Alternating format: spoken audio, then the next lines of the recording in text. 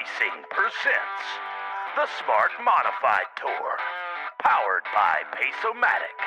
Ladies and gentlemen, let's get boiling, and drivers, start your engine!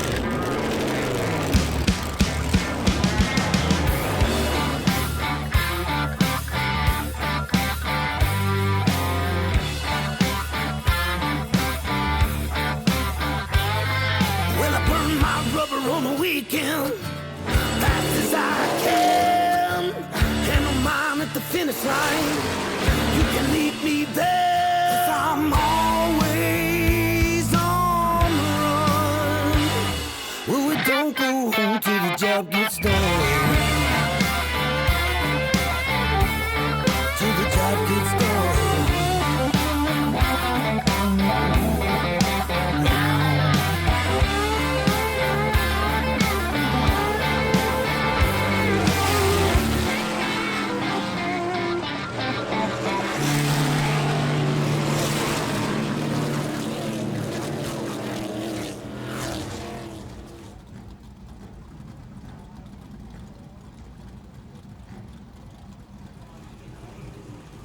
The Smart Modified Tour is on the Crystal Coast of North Carolina. The Carteret Clash, race number 9 of the season as we inch towards the playoffs with the Smart Modifieds. Excited to be here in Swansboro, North Carolina tonight, live on Flow Racing. Hello, everybody. I am Bob Dillner. Alongside of me in the booth is Will Battershell. We're looking forward to this Carteret Clash with 99 laps that are going to be grueling for each and every one of the competitors that drive these 600 horsepower cars here this evening. And we got quite the points race coming into tonight's racing action. In fact, we ran last night just 40 minutes down the road at Coastal Plains Raceway in Jacksonville, North Carolina. And coming out of that one where Luke Baldwin had a very difficult night, he remains our defending series champion, remains our point leader, but that points gap closed a little bit between he and Ryan Newman. Yeah, he cut it. Newman basically cut it in half, and then Newman once again today is going to be starting from the point, and we kind of saw Luke a little upset when Newman drew that number 1 hat because he knows it's going to be really difficult to catch Newman. It's going to be an interesting scenario, and the key thing here is, including this race tonight, there's 3 more races until the Smart playoffs begin. Only the top 5 in points will lock themselves into that final 3 when you vie for the championship. And right now, it's Luke Baldwin and Ryan Newman, as we mentioned, 1 and 2 in the points battle. Third is the kid, just 14 years old, in that orange number 73 car. That is Paulie Hartwig the third. Jake Crum, the veteran late model stock car racer turned modified racer over the last couple of years, finds himself 4th in the point standings in the 99 ride, and then 5th after a pair of runner-up finishes. Joey Coulter in that gray Ghost 02 locked into the playoffs as of right now, but still within striking distance, certainly the 79 of Joey Braun and Jack Baldwin in that 7NY. Yeah, the last couple races have been very unfortunate for Joey Braun, and we've seen him slip out of that 5 spot. But with 3 races left, there's really so much that can happen that those 3 drivers really need to stay on their toes. And these are absolutely beautiful machines lined up on the front stretch. This has been a tradition for 5 years now for the Smart Modified Tour to be here at Carteret County Speedway, and the series could not be more proud than to be part of what we see here at Carteret County Speedway. This is a unique facility, a virtually flat racetrack, but it's built for modifieds like you're going to see here this evening. 99 laps. We have not seen a repeat winner in the races that we have run here with the Smart Modified Tour, and we are very close to driver introductions here tonight at Carteret County Speedway. They call Swansboro the friendly city by the sea. Well, I don't think it's going to be very friendly on the racetrack here tonight. And what we're seeing now, as the sun begins to set, this track's going to cool off just a little bit more, and it's going to change the handling characteristics for all of these teams. Yeah, plus with the track cooling down, it's going to speed up a little bit. So we might see some drivers decide to use that bumper to move other people out of the way because this track is a bottom lane center track. And it is unique because it is very fan-friendly.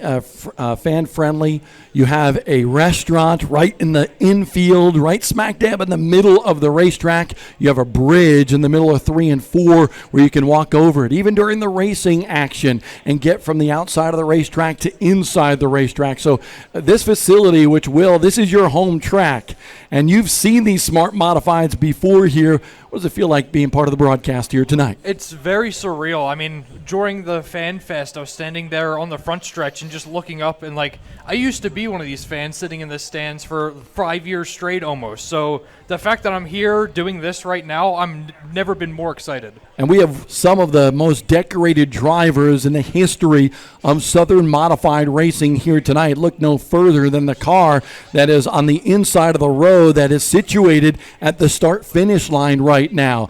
Beautifully beach-colored car, the number 1, the Citrus Safe Grill Cleaners race car for Burt Myers, the number 1, 3-time Smart Series champion, and he's got that nice-looking new uniform as well. We're inching closer to driver intros. Not ready just yet. We heard Burt get some cheers from the crowd, but the ace, always a crowd favorite. And how about that row? Father and son, inside and out.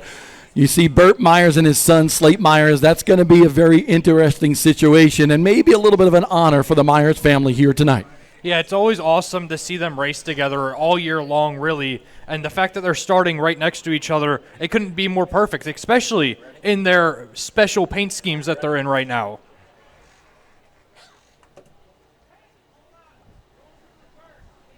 And now it's time to meet the stars of the Smart Series tonight in the Carteret Clash.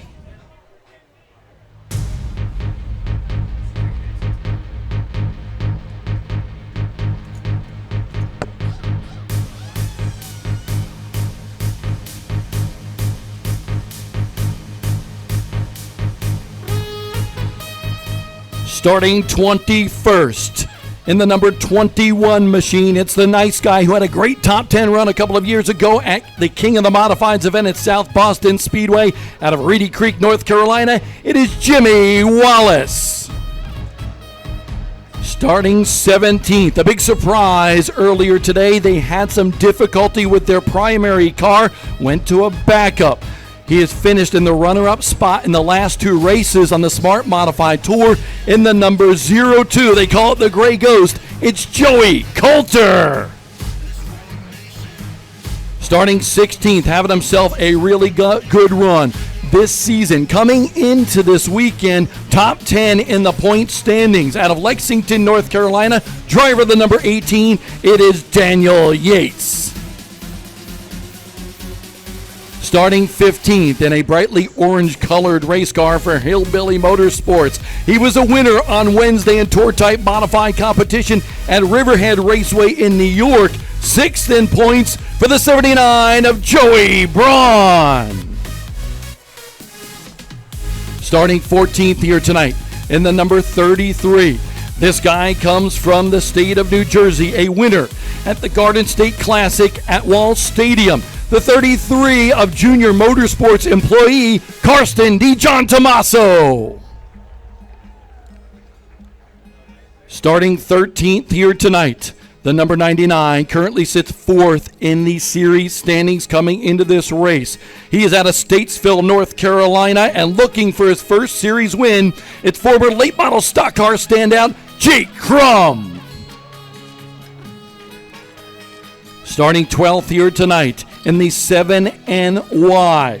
He had 5th one night ago at Coastal Plains Raceway. He's 7th in the series standings. It is Jack Baldwin. In the 11th spot, a veteran racer of all sorts of racing. He used to run late models down to the state of Florida, now modifieds here in the South. The number 48 of Johnny Kieveman. And now let's meet your top 10 starters. On the outside of row number 5, it is the Racing Electronics Rookie of the Year contender, 13th in the point standings out of Walnut Cove, North Carolina, the number 4 for Slate Myers. To his inside is his father, a 3-time series champion, and 9th in the series point standings coming into this race for the number 1 of the Ace, Bird Myers. Starting 8th on the outside of row number 4. This guy is from Long Island, New York, and a crate modified winner at Riverhead Raceway and even down at New Smyrna Speedway. That 45 for Max Henley. Starting on the inside of that row in a black number 17 race car.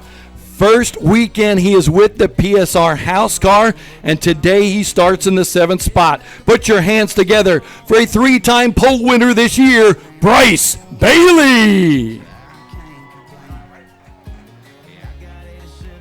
Starting on the outside of row number 3, a 2-time SMRS champion. In fact, when he won those championships, he was with the ride that he is running here tonight, a return to the Shady Grady Racing ride, partying like it's 2019 for Jeremy Gerstner.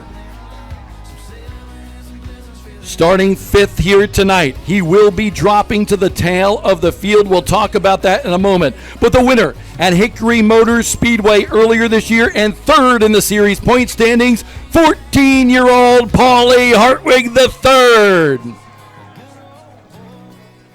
Starting on the outside of row number 2 in the 4th spot. This guy is the defending series champion, a winner at Anderson Motor Speedway earlier this year, and the current point leader in the Pace-O-Matic 7VA for the Wild Child, Luke Baldwin. It's good to be in row number 2 if you're with Sadler Stanley Racing. To the inside, the number 16, the winner one night ago. How about a big round of applause for J. Cash, Jonathan Cash. And now here are the 2 drivers starting on the front row. And both of them have seen success here at this racetrack.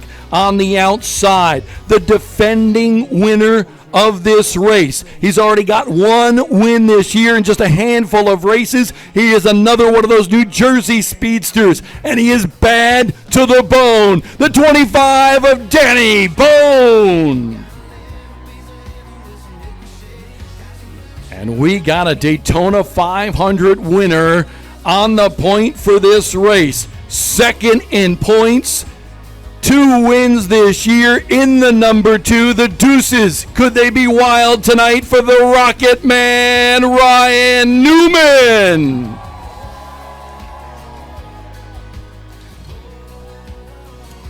Ladies and gentlemen, those are your stars of the Carteret Clash tonight here at Carteret County Speedway. Who's pumped up for some mighty modified racing tonight at Carteret? That's right. I know I'm looking forward to this one. There's nothing like modified racing. I love super late models, late model stock cars, you name it. But there's something special about these machines. Rocket ships with wheels. That's what they are. 600 horsepower underneath the hood. 15-inch tires on these machines. And now the men that are brave enough to sit behind the wheel are strapping behind the cockpit, getting ready for battle. 99 laps on the line here tonight as we inch towards these smart playoffs. The vibe, pretty quiet down there right now, as you would expect, but there are a lot of great storylines here. We mentioned Jeremy Gerstner. You had some video earlier today, Will, of him wheeling it sideways around the corner. Jeremy Gerstner so excited to be back behind the wheel of this 15 machine. Yeah, and you can guarantee that Gerstner's going to find every inch of grip that he can find in that car. Earlier in practice, I shot him in turn 3, just having that thing completely sideways, just trying to find out how hard he can push that 15 car. The car starting on the inside of row number 4. We mentioned him during the driver lineups. Bryce Bailey in the PSR house car. PSR, one of the most successful chassis, especially over the last decade in the Southern Modified Racing circuit. Bryce Bailey getting an opportunity to run that car for the first time this weekend. He was fastest in practice, made some changes to that car for qualifying. Did not really adhere to what Bryce needed out of the car to get a top qualifying effort. Not too shabby, though, in row number 4. Bryce Bailey feels like he's got a good long-run car here tonight. Yeah, and we saw it in practice. His fastest laps were later in the runs that he was running, and he ran a lot of laps during practice, so that's going to play into his advantage the later we get into tonight. Yeah, Paulie Hartwig, we mentioned him, and we told you we would update the Jersey Shore construction team, that number 73 race car. What happened to Paulie is he had a right rear tire go flat on that race car after qualifying. You cannot touch those cars. And what they found, what happened with that race car is the rim was actually forcing the air with the tire, and the adhering to that rim actually forced some of the air to come out. So they actually had to put that tire back on another rim, but by virtue of that, he's going to go to the rear of the field. Yeah, and obviously he's fast. He won the initial pole here tonight, so it's going to be interesting to watch him come from the back of the field and try to work his way back up on a track that's kind of difficult to pass. Yeah, Paulie Hartwig, the Pace-O-Matic Pole Award winner, first pole in his smart career, winner at Hickory Motor Speedway in North Carolina a little bit earlier this year. We see Brooklyn Newman, who just raced here, running back a little bit further, looking at Joey Braun, talking to them, the Newmans, as well as Joey Braun, good friends. Ryan Newman helped Joey Braun kind of get that ride going for him to be in the Hillbilly Motorsports ride. But Joey Braun, with that 79, a little bit further back in the field than he would like, he was a little disappointed today, kind of down on himself, I believe. Definitely two different racetracks in terms of style and how you drive them, and it certainly has thrown a few drivers for a little bit of a loop this weekend. Yeah, and he's had a last rough couple of races, but I mean, tonight could be the perfect night to turn that around. We have a great crowd out here. The energy is here, so we'll see what Braun can do coming from the back. Are we ready?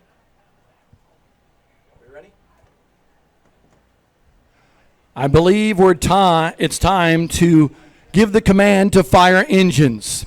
And we're going to count down 3, 2, 1, go. And I want everybody in the audience here today, because we have a great crowd on hand here tonight for the Carteret Clash. So we're going to count down now. 3, 2, 1. Drivers, start your engines!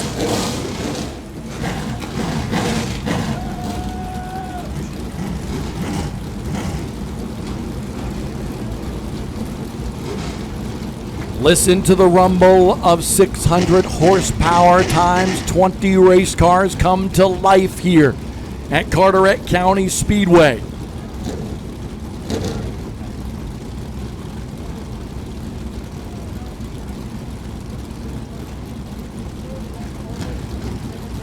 The Carteret Clash, race number 9 on the season for the Smart Modified Tour powered by Pace-O-Matic. We want to say a big thank you to the folks from Pace-O-Matic allowing us to come to places like this, Carteret County Speedway. This place is jam-packed. You can't get a seat in the grandstands on the front stretch. The catwalk on the back stretch starting to fill up, and there's campers all over this property. Yeah, plus you have all the cars and stuff that are lined up between turn 1 and 2 and 3 and 4. So there's just people everywhere you look at this racetrack. The cars begin to roll off. We gave you the starting grid already for this one. And we will remind you that the 73 of Paulie Hartwig, who is going to line up on the inside of row number 3, will be dropping to the rear of the field because he had a tire go down after qualifying. They kept the tire, but they had to put it on another rim. And because of that, he has to go to the rear of the field. By the way, you will not be seeing the CitraSafe Grill Cleaners Carolina Drilling drone coverage tonight because we are in a restricted airspace with a military base very close to here, and because of those provisions set forth, we follow the guidelines, and you will not see that CitraSafe Carolina Drilling drone here tonight at Carteret County Speedway. I know everybody's disappointing because Philip does such a great job of painting the racing action. And by the way, if you look at that pace truck and Joey Braun coming down pit road already in this one, gonna keep an eye on this. I see jack stands for that team, so we'll see what happens here. We're looking at it from our perch in the tower at Carteret. Braun not happy with his qualifying effort. Had trouble a little bit yesterday, not adapting to Coastal Plains Raceway last night, but making those tires last. And now that team going to work on the left side of that race car, but they have jack stands ready all around that machine. So this is going to be interesting, and we're going to keep an eye on this to see what happens. Yeah, from our point of view, it looks like they have the rear tire off and are looking underneath it on that left side. Maybe something didn't feel right when they took off for those pace laps.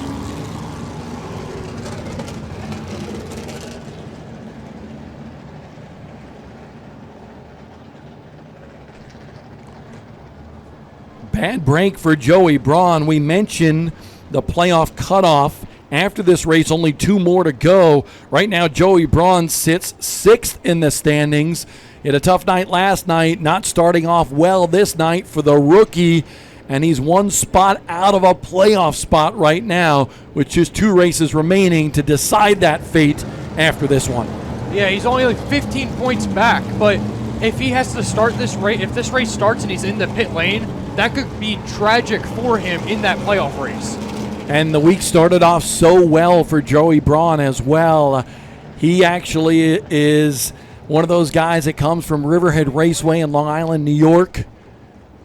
A broke shock is the report that we are getting on the rookie of Joey Braun in that 79. That's why they're working on the left side of that car, hurrying to get him back out here. David Hill and that Hillbilly Motorsports team, they got a lot to concentrate on here. Folks, we want you to stand up right now because this is our salute to you. This is Chrome Horn, 600 horsepower and modified madness tonight at Carteret County Speedway.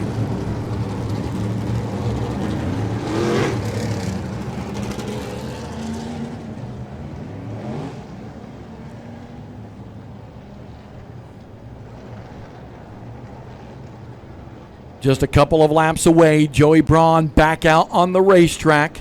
They got that broken shock fixed on the 79, and now he's got to settle in, take a deep breath, get ready for war at Carteret County. And it's a good thing they caught the broken shock now and not later in the race, because that could have been catastrophic for that 79 team. 1 to go until we take the green flag. Ryan Newman on the point in that Shitty Coolers number 2. Aggressive hydraulics on that race car as well. Dancer Farms. Alpine Financial on the car on the outside of the front row. Danny Bone. Bone won this race 1 year ago in a different ride, but now has teamed with Mike Smith and this group to have a very successful last few races. 3 straight runs for Danny Bone in the top 5. Can that continue here tonight? They call Swansboro, North Carolina, the friendly city by the sea, but it's going to be anything but friendly here tonight. So by the grace of God and 600 horsepower, here is the Smart Modified Tour.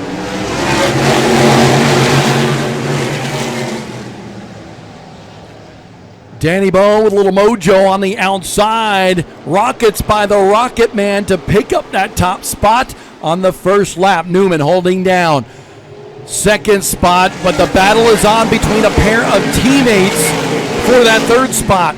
It's Luke Baldwin and Jonathan Cash duking it out. Yeah, and Bob, what I'm seeing so far is this outside's kind of rolling better than what we expected so far. We saw Danny Bone with a great launch, and Luke Baldwin is hanging in there outside of Jonathan Cash. And as you say that, he slips up a little bit, opens up the door for another PSR machine, the 17 of Bryce Bailey. These trio of race cars are battling for third on back. Jonathan Cash has got that third spot. Now, Baldwin was under fire for fourth. Bryce Bailey's got it. He's got some challengers right behind him to try to pick off another spot or two.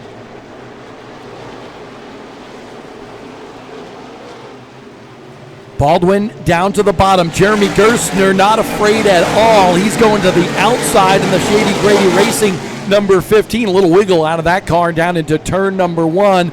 Behind that side-by-side battle for fifth is Burt Myers in a very good-looking ride. Sag wraps, putting some sunsets, some beach looks, and palm trees on the side of the Citrus Safe Grill Cleaners Pinnacle Financial car. And Bob, I'll say that 15 car on the outside is looking really, really good. He's able to kind of pinch Luke down, and he's getting the runs out of the corner that he needs.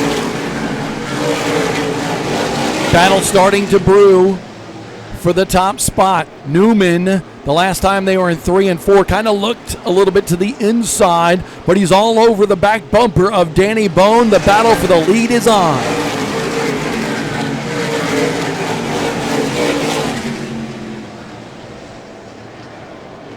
Single file all the way through, but you get a feeling that it's not going to last that way too long. Yeah, Newman's looking hungry in second right now. Every single time coming out of 4, he's poking his nose.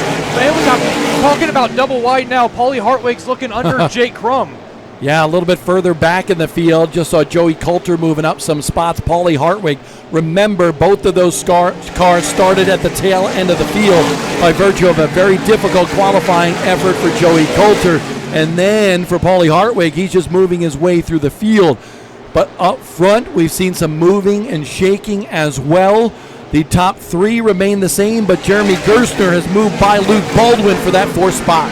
And he's also got Bryce Bailey, so he's looking great so far, and he's able to run that outside, which we haven't really seen any other car be able to do so far, so that might play into his advantage when these tires start wearing a little more. Luke Baldwin has fallen back to 6th outside the top 5. Last night, Luke Baldwin did not have a good race car, spun on the racetrack, had a lot of difficulty, was not the night that Luke Baldwin wanted as a point leader. Yeah, it was not, and he lost half his points lead because of it, and now in a little bit of a similar situation, running in that 6th spot with Newman not running in 2nd.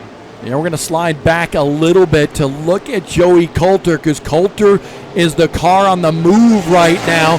Coulter started in that final row, started in the 17th spot, moved into the top 10 now, and is knocking on the door for another spot as he pulls up to the 48 of Johnny K. It's been kind of a familiar thing for Coulter this year as we got Johnny K in the wall in 3. Oh, bad break for Johnny K. First caution of the night comes about 16 laps shy of the conclusion of the Bell Helmet stage number 1.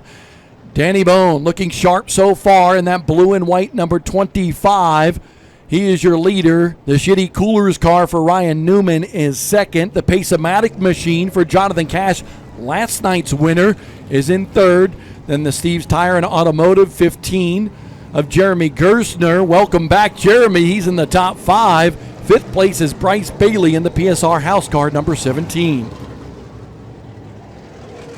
And Bob, I'm going to be interested to see what Newman decides here, because that outside lane got a huge jump on that last restart. So it's going to be interesting to see how many cars try to take that outside and gamble on the restart. Going to take a look at the replay here to find out what happened. You see the 48 up against the wall. That's Johnny K, the veteran modified racer. He used to be in the super late model ranks. And here's what happened down the backstretch. Looks like a little bit of contact going into maybe turn number 3 between Joey Coulter and the 48 of Johnny K.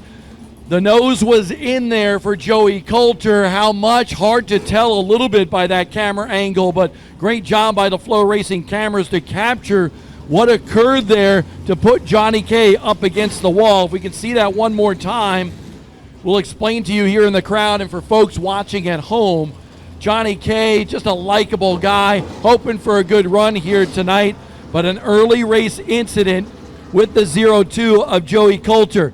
Going down the backstretch, Coulter dive bombs down their corner, and the right front on Joey Coulter caught the left rear on that 48 car.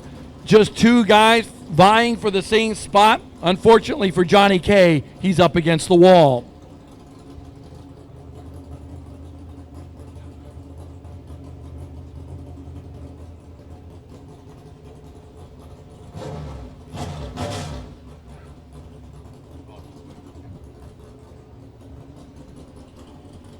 All the cars now stopped. Red flag condition here during the Carteret clash. Danny Bone has been very strong so far at the front of this field, looking for his second victory in the last three races. Did not compete early on with the Smart Modified Tour because this team did not have an engine available. Finally, they got their engine, put it in, and since they've been back in 4 races, 4 top 5 runs. Not much better than Danny Bone, the third-generation race car driver out of the state of New Jersey. His granddad, Parker, so successful for so many years. Eddie Bone, very successful as well. And now Johnny K jogging to the front stretch. At least he's in shape. Johnny up against the wall in turn number 3. I don't think he's very happy with Joey Coulter. And he's entering the racetrack. Watch Johnny K. He's looking for that Gray Ghost 0-2. And I'm sure very frustrated right now. Slams the top of that race car.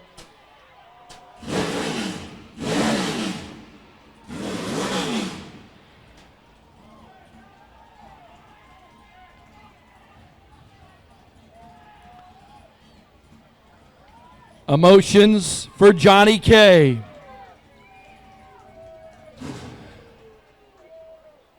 The one thing that you have to realize here is that no matter what, both drivers thought they were probably just vying for a spot. Both think that they are not at fault. And what can be said right now is Johnny K entered the racetrack, and that is, as always, something that all series prohibit.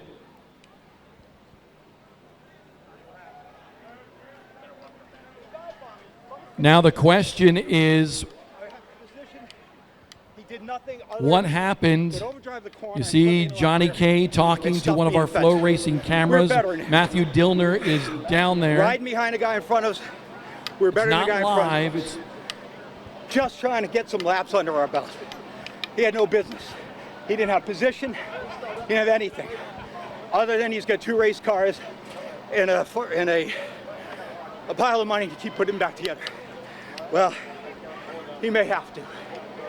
He may have to put it back together. That's not. Thank you for your time. That's not going to fly.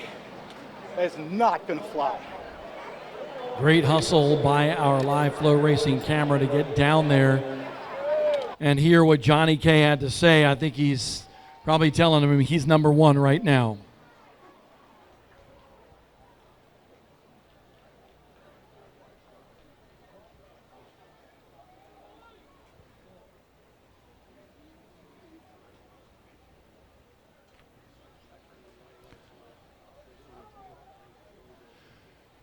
Great job by Mitch, our camera operator for Flow Racing, to get down there. Good job by Matt Smith, our producer, to turn that nap mic up to hear what Johnny K had to say. Now the question is, what happened to the 0-2 of Joey Coulter? You can see the window on that race car has some marks on it. Maybe a little bit cracked, not sure. Johnny K took his Hans device and was slamming that window right on the front end of the 0-2. Didn't know if he was trying to get the air cleaner as well. So the officials now looking at this damage, and we've seen this happen in the past here at Carteret County Speedway just a few years ago, and it actually involved Joey Coulter as well. So emotions overflowing early in this race during the Carteret Clash. We are getting a close-up look now at the car of Joey Coulter, and you can see that kind of plexiglass there that he uses for the window has a big old crack in it, but it appears as though air cleaner is okay on the Coulter machine for Rum Runner Racing. But the officials, Chris Honeycutt, speaking with Joey Coulter about what needs to happen or if he's okay to continue with that crack or at least a big old mark on the window of that machine.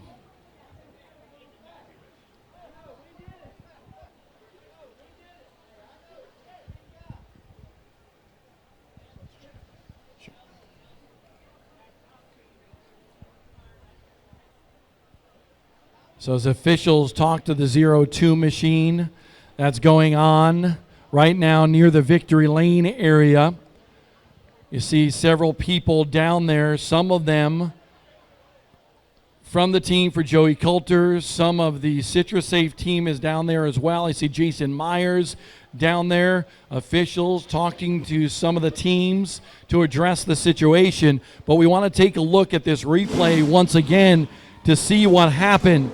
There it is. Coulter sticks his nose down underneath, and just a right front to a left rear going into turn number 3 puts Johnny K to the outside wall here at Carteret. And now a damaged PSR race car for Johnny K. Not really battling for points here. Johnny does this because he loves it, but now he's got a very heavily damaged race car.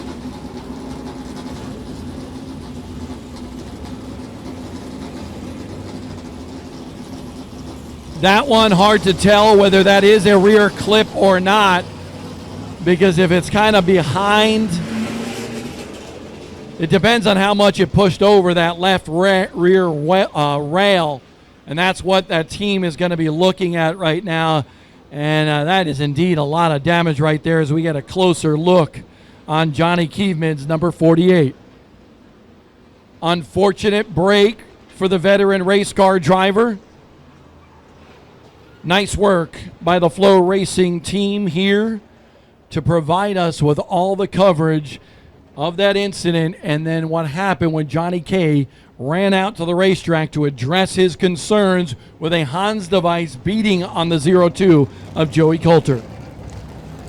Yeah, it's going to be interesting, Bob, to see. I'm assuming since they cleared Coulter to continue racing, it's not that bad of a crack to where it's going to affect his driving. So it's just going to be interesting to see if that plays a role throughout the race. Interesting scenario, and you have to understand Johnny K's frustration, really, because he held his line. Joey Coulter was there. What did the spotter say at that time? But Coulter dove it in there. Maybe he didn't think Johnny K, by the diction of his car coming down the racetrack, was going to come down at all. Hard to tell from our look on the Flow Racing broadcast, but it looked like two guys vying for the same spot, and Joey Coulter did hit his right front against that left rear, and that's the general rule of thumb, at least with racing. You got to be up to that left rear. Yeah, and with a track that's hard to pass like this, it kind of, they're just fighting for the same spot like you said, so this is going to happen. It's just I wasn't expecting it to happen 14 laps into the race. What'd you think when you saw Johnny K running to the front stretch? It was something that I have never seen before, that's for sure. I've seen it time and time again at short tracks around America. You have to understand the emotion, the amount of money, the adrenaline of competition, and the passion that each and every one of these competitors, including Johnny K, his team, and Joey Coulter, they are all battling. By the way, right now, a little bit of a development. We've had the Mount Airy Toyota, the 99 car, for Jake Crum on pit road. Crum sits 4th in the series standings. He evidently didn't like his race car in the opening 14 laps of this race, so they took this opportunity to come down pit road to make some adjustments to that race car for Jamie and Cheryl Tomeno. Yeah, we were able to tell he was struggling with the handling because in one turn, basically at one point, he lost 3 positions. So maybe it was just a little bit of an adjustment to that rear end of the car to help it maybe stick on the track better. Let's reset things after all the fireworks emotionally in this race. We are at just about halfway point of Bell Helmet stage number 1. Coming back to the green, Danny Bone in that number 25 is your leader. He sets the tone to the Pace-O-Matic restart zone with Ryan Newman alongside.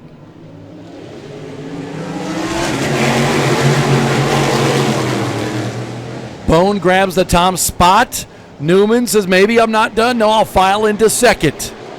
Third place is where the best battle is. Jeremy Gerstner on the outside of Jonathan Cash. Yeah, and Gerstner has made this outside work multiple times, so it's going to be interesting to see what he can do on this restart early on Cash. Gerstner has always been a hard charger. He's not afraid of sticking that car where many will not. But this time he says, Jonathan Cash just way too good. He drops into 4th to follow Cash in that 3rd spot. Here comes Luke Baldwin now, battling with Burt Myers and also Bryce Bailey for that 5th, 6th, and 7th spot. And then right behind them, too, you have Jack Baldwin and Joey Coulter that were just side by side, but it looks like Jack gets that spot. Baldwin not giving up on the outside in that Pace-O-Matic 7VA. Last night, what a rough run for Baldwin, the point leader. Finished 15th, very unlike Luke Baldwin. Here comes Jack Baldwin on the inside. The brothers battling for position outside the top 5. This is for that 7th spot. Yeah, and it seems like the later we go into the run, most of these cars really struggle on that outside. So right now, Luke's just got to pray he finds that gap, and he does the drop in the line. Yeah, Joey Coulter there. Max Hanley just outside the top 10 in that 45. How about Paulie Hartwig? Both he and Coulter have been the movers and shakers early in this race, and they are both in the top 10 now. Yeah, and we've seen it from Coulter all year that he qualifies not like he wants to, when he always charges to the front.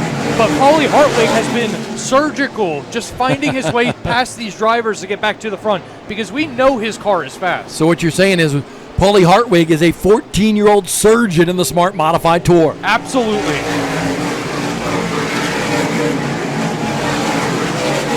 Now a little calm settles in on this entire field. No side-by-side racing, as this time by we will be 8 laps short of the conclusion of Bell Helmet Stage 1. One thing that's really caught my attention is how good Danny Bone is on these restarts. We saw him from the outside on the initial start and then from the inside on the restart, and he's able just to gap Newman by the time they're in between 1 and 2. Jack Baldwin kind of slipped up a little bit, lost a couple of spots. Coulter and Hartwig able to move by. Coulter's up to 8th. Paulie Hartwig now up to 9th. The kid is just flat out good.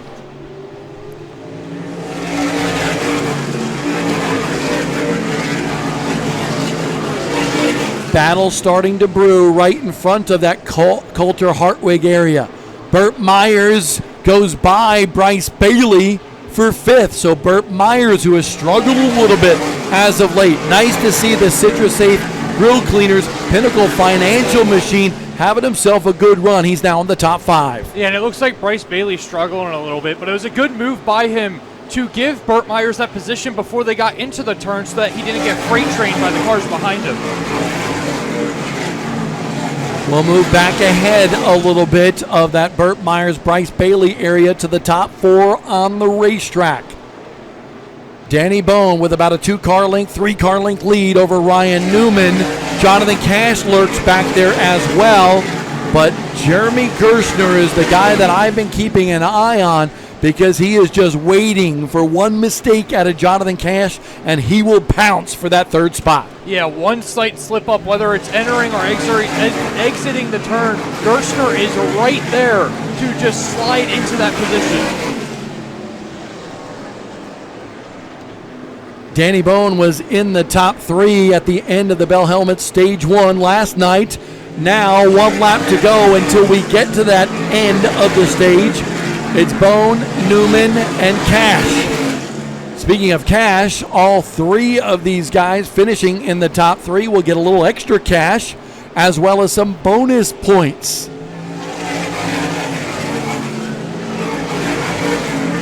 And there is the Bell Helmet Stage 1 orange and white flag waving here at Carteret County Speedway.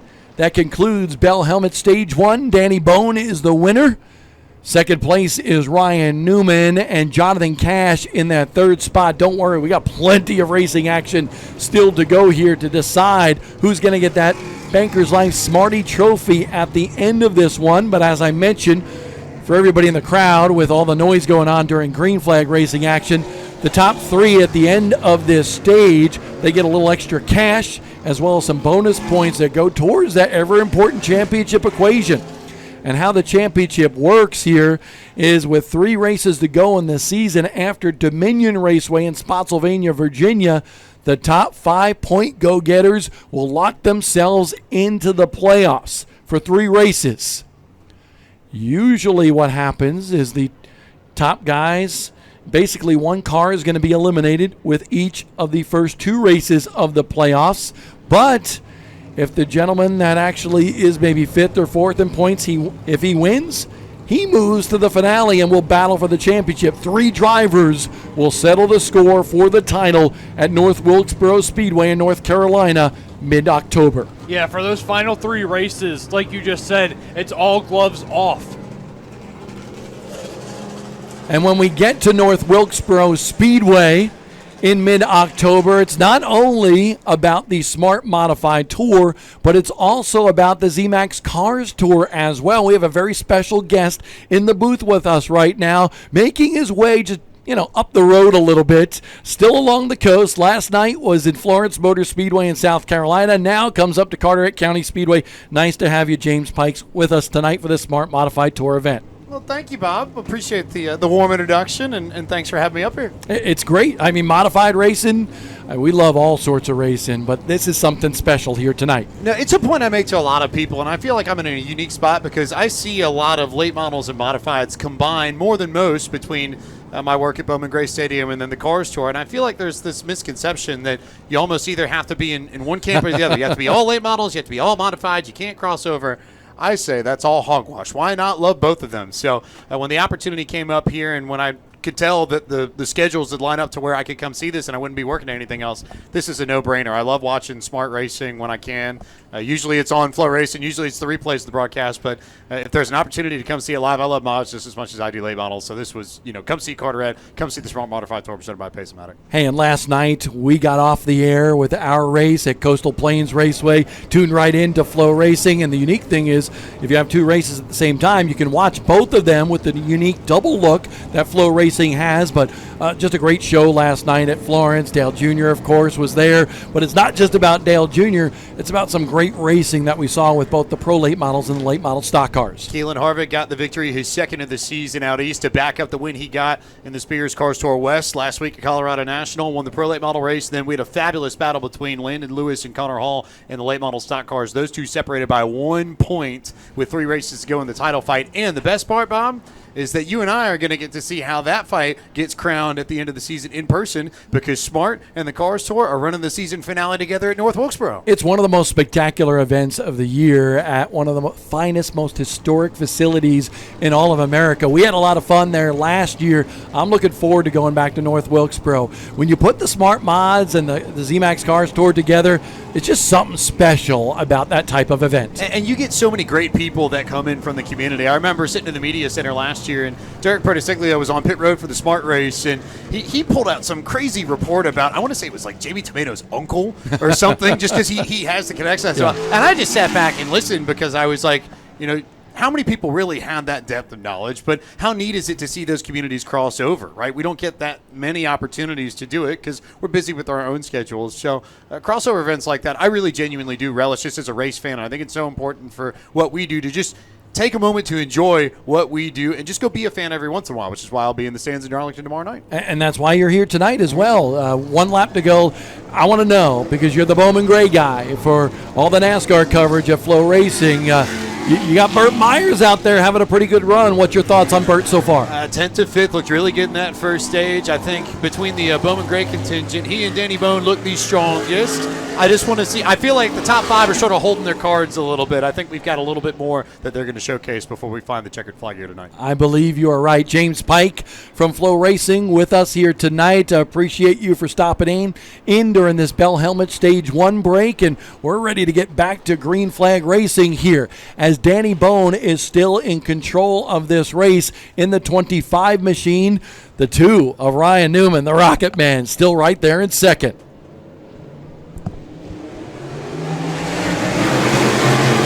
Great start by Ryan Newman. Can he get the run and stay alongside off of turn number 2? Not going to happen. Danny Bone just too strong, motoring by the 2 off of turn number 2. Third place, though, Jeremy Gerstner is there. Thought he might have the opportunity to go after that, but right now he's trying to get back to the bottom. A big pileup in turn number 1. Several cars involved, including the 02, the SRI performance car of Joey Coulter, Racing Electronics Rookie of the Year competitor in the number 4, Slate Myers, and the independent runner in the Carolina Drilling Machine, it's Jimmy Wallace. Yeah, and as Coulter was just backing up, he ran into Jimmy Wallace. So now we see Jimmy Wallace coming around the track with sparks all down the side of the car. Yeah, I believe, if I'm not mistaken, a left rear tire possibly down now on that 21. We'll see him when he comes to pit road here just momentarily. We had a couple of cars during the break for the end of the Bell Helmet Stage 1. Daniel Yates was down pit road. A couple of other cars as well. Jimmy Wallace was one of them. But a couple of guys coming in and making some adjustments to their race cars as well. Yeah, that was an interesting wreck. It just looked like everybody got clustered into one there, and everybody just kind of meshed into one.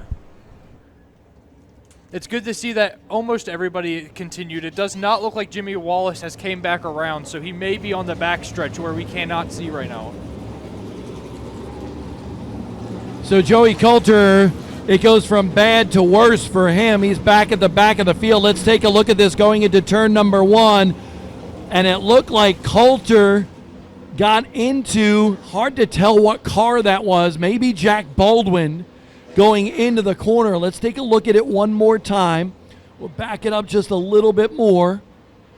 You see on that shot, and I believe it is Baldwin that Joey Coulter got into, and because of that, it stacked everybody up. Baldwin able to save it, but Coulter got nailed from behind after making that contact initially with the car in front of him, and then Slate Myers went around as well as Jimmy Wallace.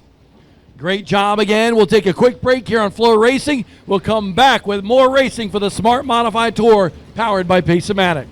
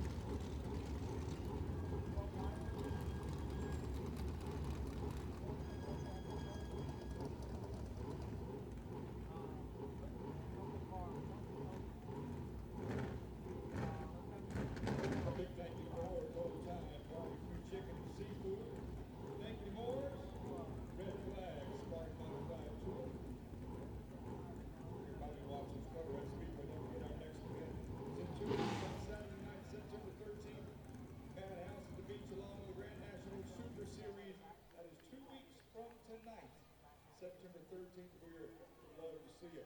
I have to do this occasionally. If you're still having fun, let me hear you make a little noise.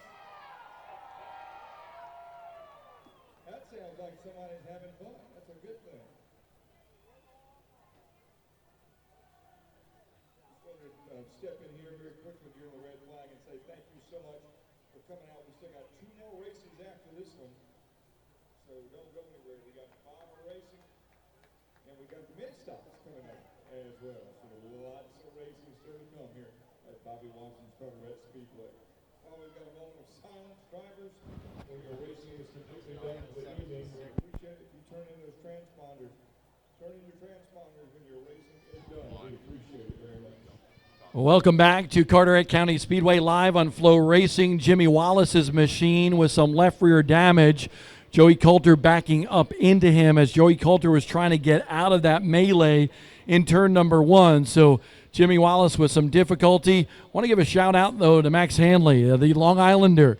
Grew up at Riverhead Raceway, crate modified wins in NASCAR competition there. Went down to New Smyrna, has picked up a couple of wins in crate modifieds there as well. The kid is good, and he told me today, I'm not really a kid, I'm 28 now. But really what Max Hanley has done is he keeps on getting better. And this is quite the transition for him here this weekend, going from the crate power to the big power of the Tour Type Modified. So great job for him. Jimmy Wallace's machine, in the meantime, the damage is on the left rear of that race car, and Jimmy Wallace has got some work to be done. Looks like he's done for the night.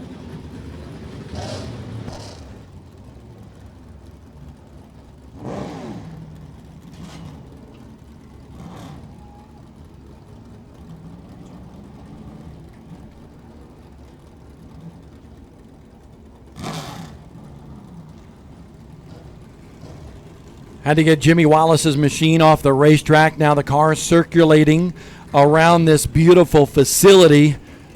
They got everything. They got Kona Ice here. They got good dogs, bologna burgers. How about the Moonshiners Grill in the infield here? I'm not just talking about like a little place to sit and have food. It is a flat-out restaurant in there and bar. And by the way, earlier today, before cars got on the racetrack, we got to do our notes out there, a little homework like we do for all the broadcasts, and watch some good old college football as well. Yeah, it truly is a one-of-a-kind restaurant in the middle of a racetrack. And if you haven't had the chance, I would 100% recommend just going to it at least once and experiencing what it's like. Yeah, this racetrack, really flat. So much different than that 12-degree banking last night that we saw at Coastal Plains Raceway. This racetrack, though, we love coming here. We mentioned, just, about a mile or two off the Atlantic Ocean. And just a really neat place to come and watch. And so much history here. This town of Swansboro, established back in 1783. Emerald Isle is right down the road from here. That's where we're staying, and it took us 10 minutes to get to the racetrack. Had to go get over the traffic on the bridge a little bit. But I'm also very interested. Initially, when I heard about the annual Mullet Festival in this area, I'm like, a bunch of dudes with some long hair in the back, right? And it's really about the fish, the mullet. But I'm sure there's some guys with mullets as well as plenty of fish caught. And this year, the 71st Mullet Festival will be held in this area October 11th and 12th. Yeah, it is definitely the fish, not the hair, that's for sure. And you will definitely see the mullet hairstyle all over the place down here, too. So you were technically right, because if you go to the festival, you will see a lot of mullets in both varieties. So, I mean, you could be very right. It is a fun festival, though. I do recommend checking it out. I tell my family every time I come here, we need to come and make a weekend, a week out of it. And a lot of these teams do. I know the Myers family going to the beach tomorrow. They're going to have some fun. I believe Newman and his team family are going to go to the beach as well. Several others. We from a Smart Series, several of us are going to the beach tomorrow. And then we have our fantasy football draft tomorrow night. By the way, Joey Coulter came down pit road. Coulter in that Torch Eyewear number 02 and made his way all the way from 17th starting spot up to 7th, and then by virtue of what happened down there in turn number 1, he's now back at the tail end of the field. Yeah, it's going to be interesting to see if he can charge his way back through the field like he did in those first 30 laps. What we should have done is sent James Pike down there to pit road and had a pit reporter tonight and put him to work, because it would be good to find out right now. I say this because it would be good to know whether Joey Coulter came down just for adjustments and is saving that one tire that each team has at its disposal, or did he take his tire right now and is going to maybe be playing the pitch strategy track position game. Yeah, it's going to be interesting because I would probably say I doubt that's the last caution we see all race. Yeah, not here. Yeah. So he could have, and it would be interesting because then he wouldn't have to pit and he might be able to gain a couple of positions because of that. But I don't know. I feel like it's still a little too early to use that tire. Bob Dillner here on the broadcast tonight with Will Battershell, App State student and lover of racing for so many years, and now coming to his home track here at Carteret County Speedway. He had this one circled on the calendar since Smart announced its schedule, earlier on this year. So he's been looking forward to this. Didn't know he was going to come up in the booth, but figured it was a great treat for him at his home track to come up here and get some very valuable experience for his career. It has definitely been valuable because I've learned, I'm a college student right now, so I've learned the things that I have to work on more. It's just been overall a great learning experience, and we've seen some great racing all weekend, so it's been a win-win. And the Mountaineers pulling off the victory last night in the Queen City of Charlotte in the Duke Mayo Classic, the season opener down there. App State will have a home game next week. I don't know what ECU has, but I know they lost to NC State as well. So a lot of college football action going on through Monday when Chapel Bill officially registers and the UNC Tar Heels get their season underway. We're going to get back to racing here. Danny Bone, Ryan Newman, second row, Cash, and Jeremy Gerstner.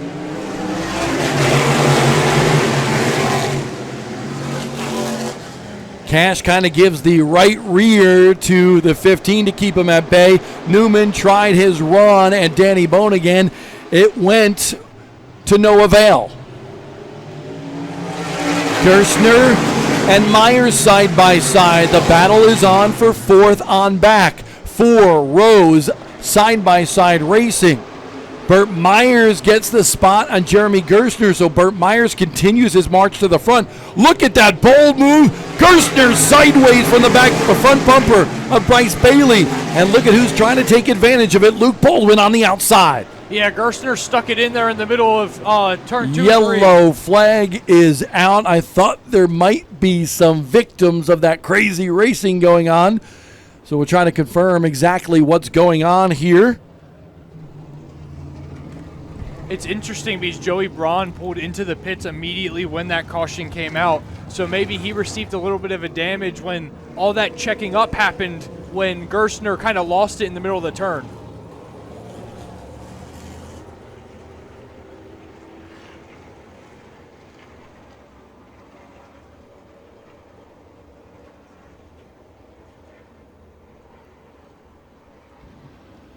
We are attempting to clarify why the caution right now, speculating, and we don't like to speculate too much, but maybe some debris on the racetrack, and it looks like Joey Braun has had some trouble.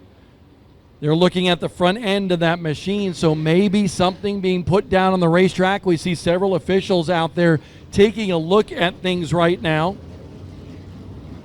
And we are told, indeed, it is oil on the racetrack, and it might be because of what we see here from Joey Braun, who has had a disastrous weekend in that number 79 car.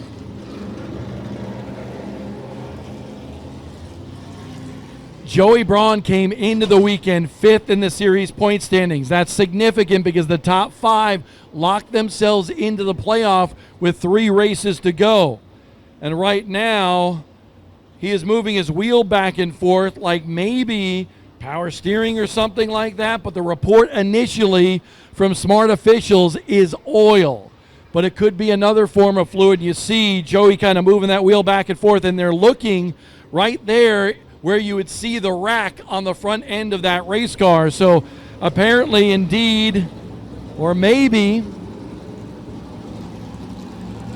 no, they're looking at that rack down there, I believe. So it looks like maybe a power steering leak for Joey Braun, and you do not want to tackle this racetrack of Carteret without power steering.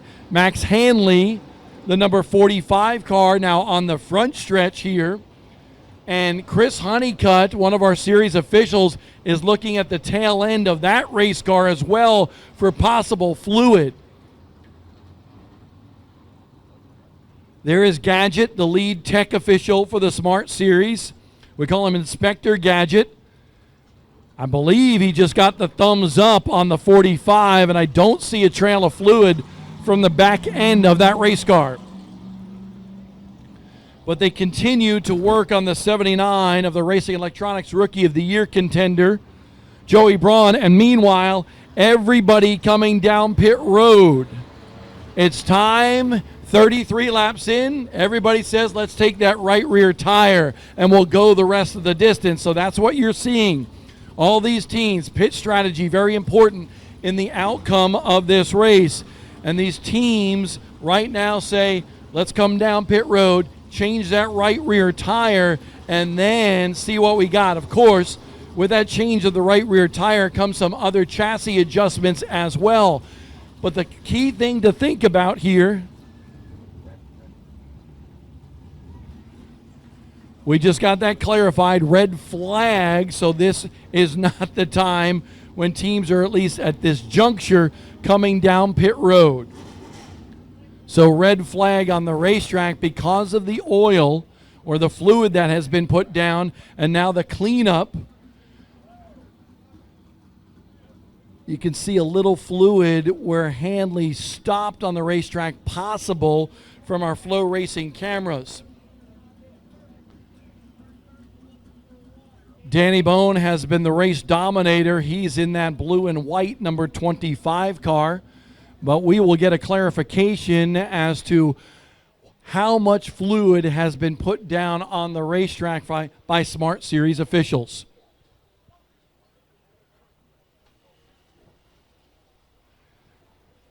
Red flag is out during the Smart Modified Tour powered by Pace-O-Matic event here at Carteret County Speedway.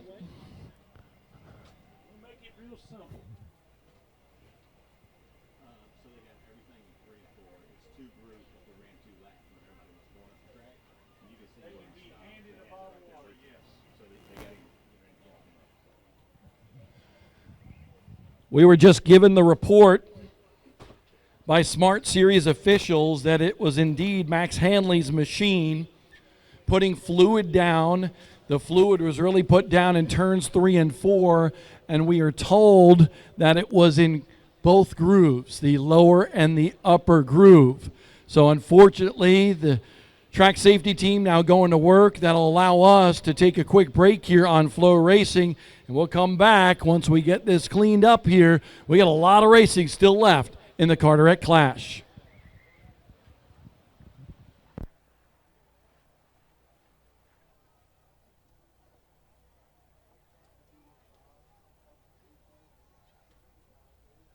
Under the red flag. Don't forget, we've got Carteret Speedway t-shirts and hats. If you are looking at Carteret Speedway t-shirt or hat, they make fabulous Christmas gifts. The lovely and talented Miss Rachel will help you out. Get you fitted and sized and looking good in a Carteret Speedway hat or t-shirt.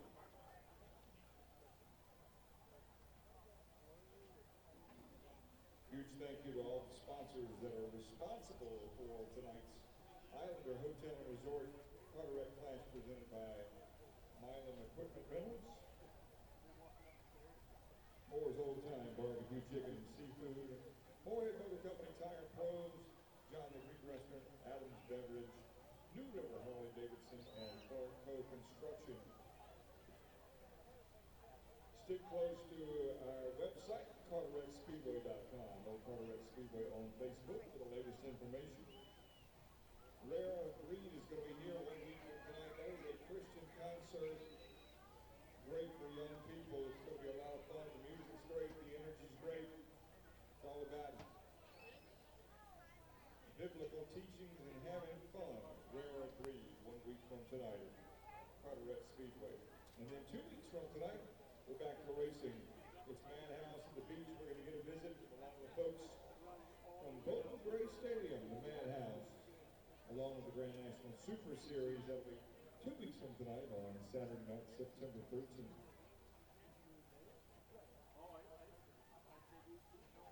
Seen some great racing. We've got a lot of racing left to go. Bombers are coming up. Also the mini stocks as well. Really appreciate you being here tonight spending your Labor Day Saturday night here at Carteret Speedway as we celebrate our 10th anniversary.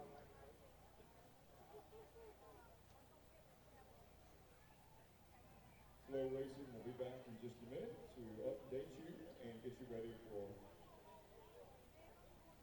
the green flag of the Smart Modified Tour. Again, we are really appreciative of Flow Racing and all the folks from Flow being a part of what we do tonight at Carteret Speedway.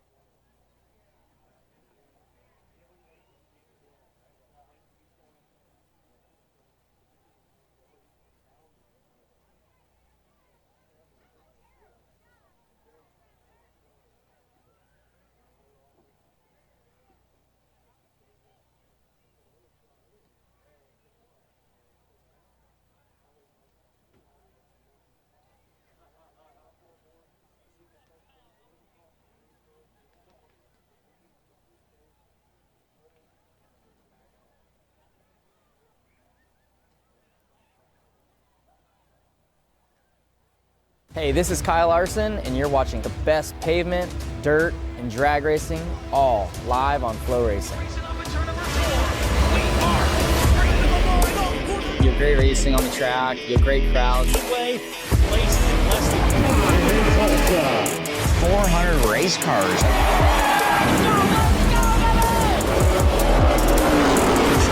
Laps to go. Corner number 4 at the line. Brandon Overton. We are back live on Flow Racing at Carteret County Speedway, one of the most beautiful facilities in all of America and very fan-friendly. We are on the Crystal Coast of North Carolina. Several of us have been enjoying some walks in the morning on the beach and then some racing at night. Last night at Coastal Plains Raceway, we were over there where Jonathan Cash actually won. Cash in that number 16 Pace-O-Matic car. Nice shot with Old Glory above that race car. We are proud to be Americans here at Carteret County Speedway with the Smart Modified Tour. There are some of the cars sitting on the race or on pit road right now. Red flag conditions here because of some fluid put down in between turns 3 and 4 and going to the front stretch. It was out of Max Handley's number 45 machine, Handley's machine on pit road. They have that car up on jack stands right now. He is out of the car and they are looking at that machine, but the cleanup continues here. So we are still under red flag conditions, 33 laps into the Carteret Clash here in Carteret County.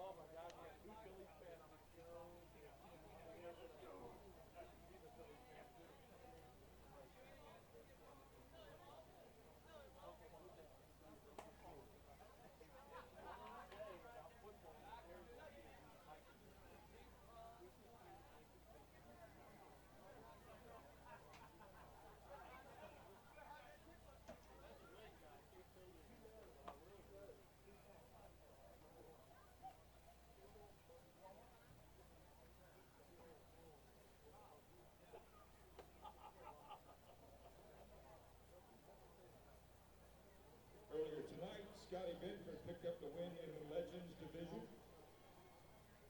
Scotty B be going to Vegas in October for the Nationals. He is third in INEX points in the nation out of almost 400 drivers. So that is very cool. Congratulations to Oliver Misner and to Austin Eckert and all the drivers for a great show tonight. Cars are firing back up. Remember, this is modifieds coming back out.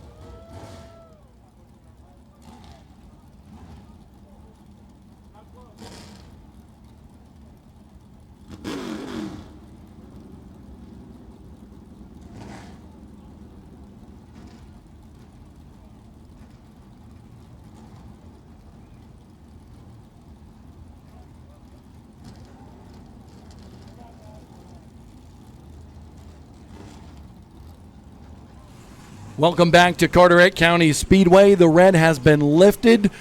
The race car is heading back out onto the racetrack, and James Pike is with us from Flow Racing, as well as Will Battershell. We bring James back in because we enjoyed talking just a little while ago, so why not chat just a little bit more? And James not only is watching the racing action, but during the red flag, he's been watching his beloved Phillies battle for, a pennant spot. I'm a Red Sox guy. Don't hate us, either of us. But we love all sports. But tonight here, seeing some modified racing, and the action has been pretty exciting, but unfortunately a little slowdown right after the Bale Helmet Stage 1. A bit of a bummer that we've had a few yellows here, but I think it also just builds the tension a little bit much. And for all the drivers behind the wheel, you've got just that much more time to think about what you're going to do or try to do, which sometimes can be a good time, sometimes can be a bad thing too. So it's just going to be fun to see how it pans out. I know I'm going next Saturday night over to Caraway Speedway in Sophia, North Carolina. Where are you headed next with the ZMAX Cars Tour? We are headed to South Boston Speedway on September 13th, and you can watch that race live or on demand on Flow Racing. Same thing with the every race of the Smart Modified Tour, powered by Pacematic. So it'll be a double header between the Smart Mods as well as the ZMAX Cars Tour on the same night. We'll be up at Dominion in Spotsylvania, so Virginia's the place to be, the Commonwealth. All hail the Commonwealth that weekend, because a lot of exciting racing action between the modifieds and the late models. Dominion's a great racetrack, too. Love going up to Dominion Raceway in Spotsylvania. They've got wonderful facilities. If you haven't had the chance to get up there and you want to go see some great modified racing, that trip up there in September, that's absolutely worth it, especially if you're anywhere here in the eastern part of North Carolina. Make that drive up 95, go see Dominion. How about your guy, your Bowman Gray guy? Him and Tim Brown was going back and forth many times this year on the all-time wins mark, but Burt Myers now up to fourth. Your thoughts? It's the paint scheme. It's the paint scheme. It's the paint what do you scheme. think of it? We the last week of Bowman Gray, we saw it. We got wind that this was going to be a thing. We weren't necessarily certain it was going to be for us, but I have to love something that's got a nice little sort of Miami vibe to it. And I think that's the tropics that Burt was talking about in the pit party. I feel like those are the tropics he meant. Yeah, exactly. I mean, he said, it's not really North Carolina, but it's still very beachy. So it's more Florida beachy, but it looks good. I think it should be like, Crockett or Tubbs, and next time maybe at Caraway, come in and maybe Philip can get him to do this on the Orange Bumper podcast. He's got to come with like that, that Miami Vice, T-shirt with the blazer, the sports jacket, maybe the shoes with no socks. You think Burt Myers from Walnut Cove can pull that off? Do like a white linen blazer with like a sort of aquamarine, like a very light colored sort of oceany like button down shirt type deal. And then I know what he would do. He would have that blazer and put CitraSafe grill cleaners on that blazer to make sure he gets the sponsor plug in. That sounds very, very, very on brand in the best of ways.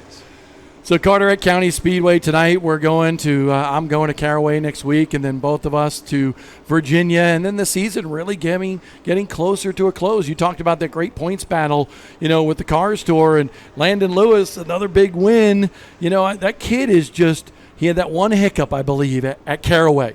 He and Minnie kind of getting into it a little bit, but that kid is so good behind the wheel. I think the pivot that he's had since his incident at Hickory, he was racing Tristan McKee up near the front of the field. They crashed out. They both had a chance to win. They lost a lot of points, and since then, I mean, Landon talked about it when we were at Anderson a few weeks ago. He was scheduled to go on a trip the day after Hickory, and he stayed back and he worked on the car. It's part of how he earned that ride with KHI. He's turned every nut and bolt in that shop. That's why he got picked to take over that ride for Brent Cruz in 2025, and he's been in a different headspace the last few weeks. You can see it when he walks around pit road, and you can see it in every little interview he gives, every sort of demeanor he showcases, and you've seen the results of it on the racetrack. Last few times we've gone out, he's ended up a Cookout victory lane. Last question for you.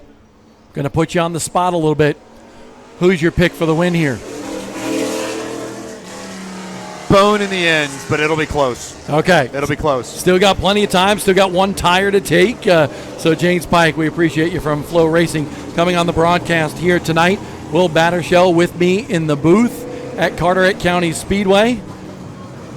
Bone over Newman, Jonathan Cash, Jeremy Gerstner, and Burt Myers. So a little bit of a mix back and forth there with Burt Myers and Jeremy Gerstner swapping spots. Gerstner back to fourth.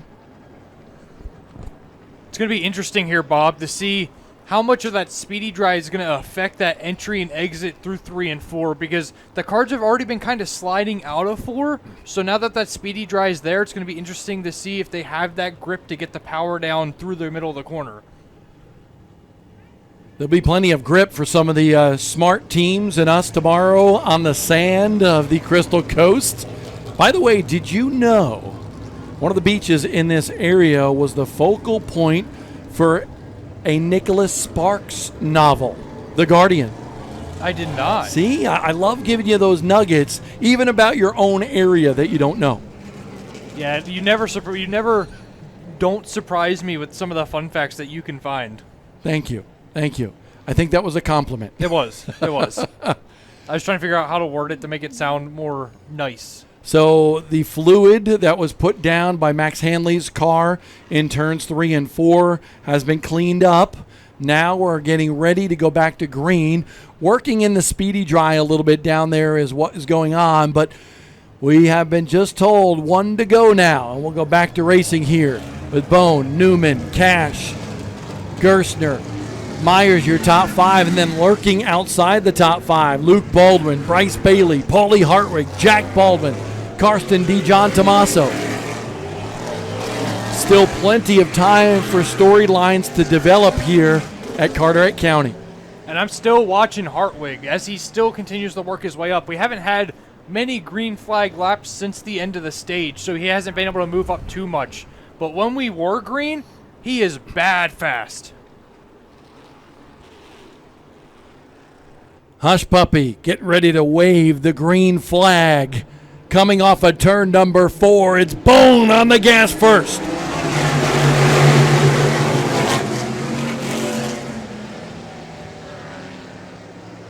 Anxious moments. Top 2, single file. The rest of them, all bets are off. Gerstner trying to get to third around Cash.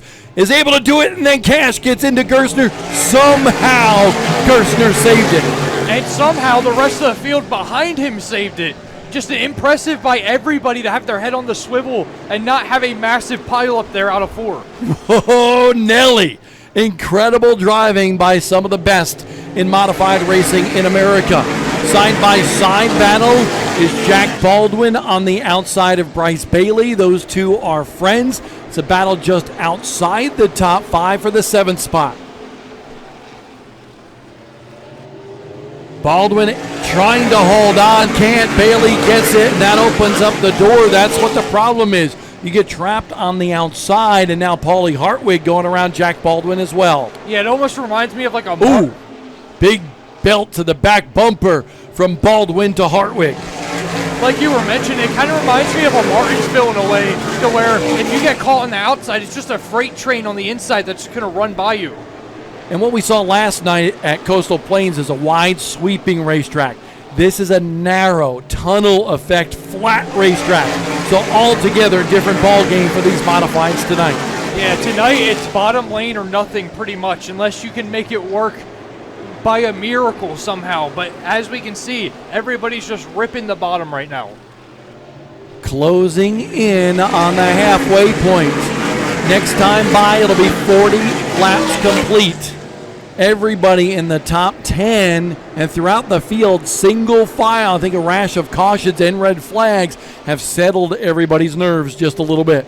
Yeah, I'm still watching Gardner sitting in third behind Newman. He's got close a couple of times. Almost looked like he might have given him a little bump coming out of 2 laps ago. So we'll see how patient he is. By the way, we mentioned earlier that Joey Coulter went from 17th to 7th. He's gone back to the tail end of the field. He's up to 11th, knocking on the door for a top 10 run again. And the way he's making the passes, he's just picking them off one by one. Not super, super aggressive, but when he has that opening, he takes it.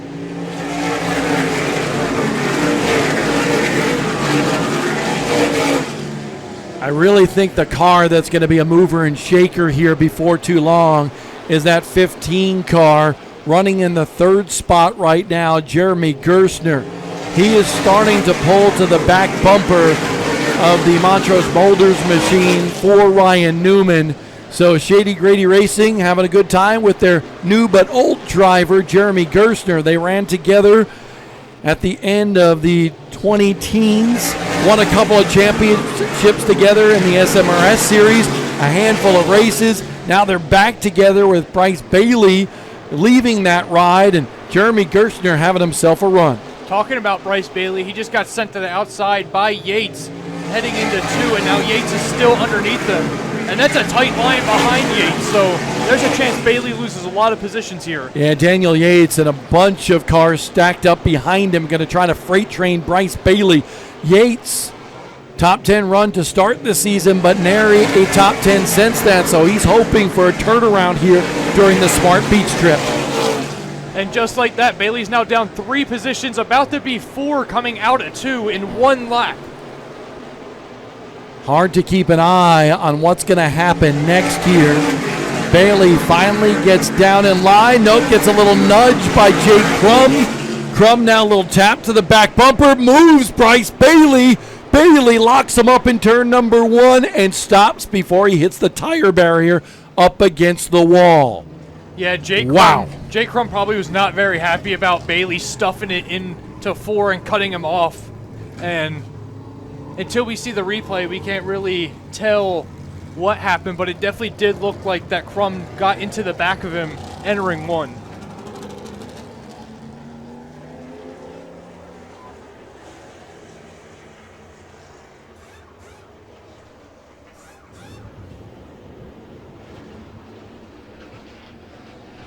Plenty of side-by-side battles. We're going to take a look at what we have from a replay on Flow Racing. Towards the bottom of your screen, you see Coulter getting into it a little bit there. And then that's the earlier incident with Slate Myers and Joey Coulter. So we'll cue up what happened here just moments ago. And what was happening is Bryce Bailey in the 17 and the 99 of Jake Crum battling together on the racetrack. I don't believe that Jake Crum was happy with Bailey. Actually, if we back it up just a little bit here, we're looking at our preview screen to show you on Flow Racing here just a little bit. And the 99 and the 17 car on this replay is what you're going to look for here towards the back end of your screen now in the center. And there you see Bailey came down the racetrack a little bit. Watch Crum going down into the next corner. Just gets into the left rear part of that back bumper and drove the 17 up the racetrack. Great driving by the 17 to just lock them down.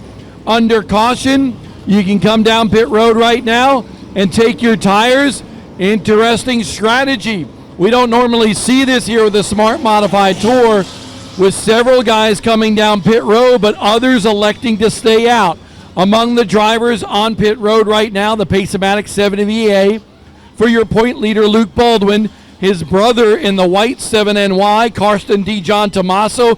And then as our cameras swing over, the 02 machine of Joey Coulter and Jake Crum, who he and Bryce Bailey caused this caution. The 99 on pit road as well, Jack Baldwin. What they're doing right there is swapping the left rear and the left front. They are doing that to get the desired tire stagger for that race car. They will change the right rear tire on that car, Karsten D. John Tomaso. And then there's Luke Baldwin who appears to be doing the same thing, swapping some tires around, not changing and putting on a new tire on that left rear. They'll do that on the right rear, but right now some changes to a lot of these race cars.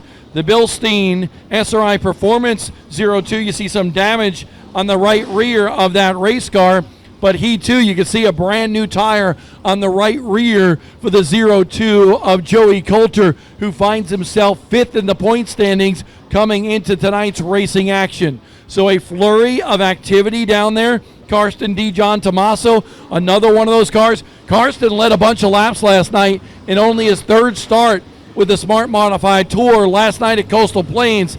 And man, he was doing it on the outside. Tonight, not as strong of a run for Karsten John Tomaso, but at the same time, these changes to this car might allow him to pick up some spots and move through the field.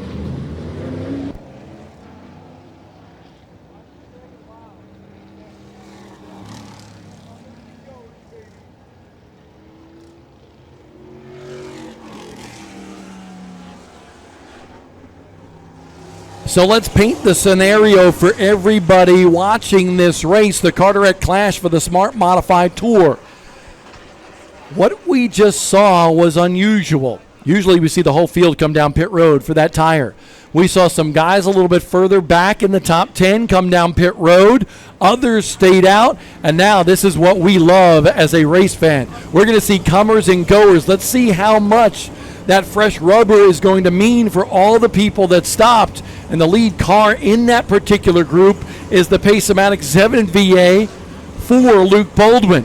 How much of an advantage will he have now on the drivers right in front of him? Will he be able to pick off spots at will? I think we're going to see some crazy racing right now here at Carteret Speedway when we go green. Yeah, on this restart, my eyes are going to be glued onto the Baldwin boys and Coulter, as they all have pitted. So it's going to be very interesting to see how they navigate past the guys that haven't pitted yet. But another interesting thing, Paulie Hartwig is now in 6th with all those people pitting. So there is a chance that that fast race car can crawl his way to the front. Good old Paulie. We say "oh," and we're saying that affectionately because the driver of the orange 73 car, who's having himself a really good run after having to start at the tail of the field by virtue of a tire going down. The 14-year-old is right there in the thick of things, but he's also got Baldwin right alongside of him for this restart after going by the CitraSafe Grill Cleaners Choose Cone. Coming back to the green, this time by Danny Bones, setting the pace. How quickly will the fresh rubber mean? How much will these guys be able to move through the field?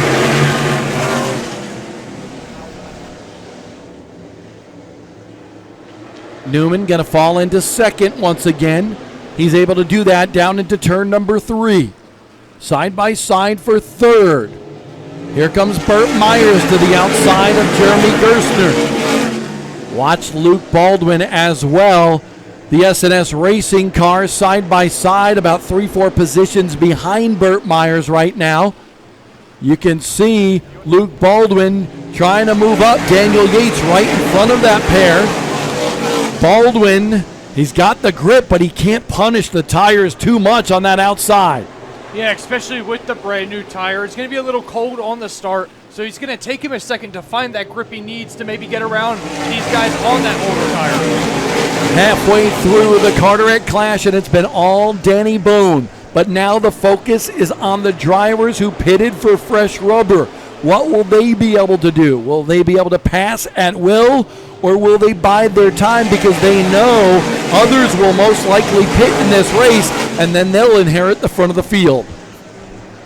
Yeah, because the one thing they're waiting for is if that caution comes back out. I feel like for these first 20 laps or so, it's going to be taken easy. But with 20 to 30 to go, it's going to be all gloves off, and they're going to go as far as they can. You got side-by-side battle. First one on the racetrack is the 7NY of Jack Baldwin. It's no longer side-by-side. He's able to work his way back by Joey Coulter. All those guys back there, listen, you might have fresh rubber, but you got to make it to the end as well.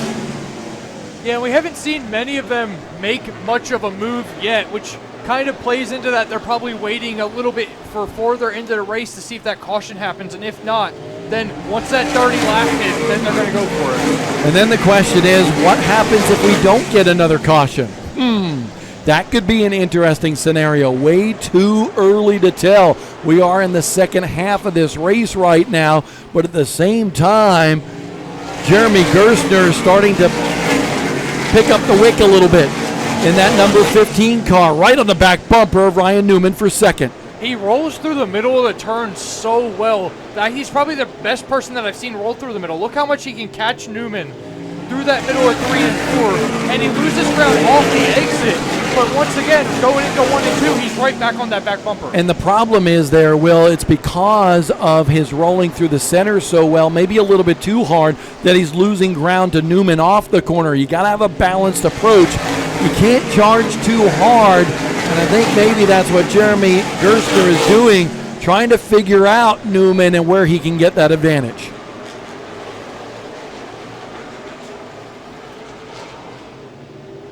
Daniel Yates posing a little bit of a challenge now for fifth. He runs in that fifth spot in that Leisure Time Rentals number 18, but he's holding up Paulie Hartwig and Luke Baldwin. Baldwin starting to say, let's go. Paulie Hartwig jumps to the outside of the 18 of Daniel Yates. Yates having himself a run, but Hartwig so good. That 14-year-old behind the wheel of the orange number 73. Yeah, we're seeing Yates get shoved by everybody behind him. Hartwig moves by. Baldwin gets by Yates. Here comes Cash, and here comes the rest of the field. Baldwin, Coulter, you name it, going by Daniel Yates, who's trying to hold on with that older rubber.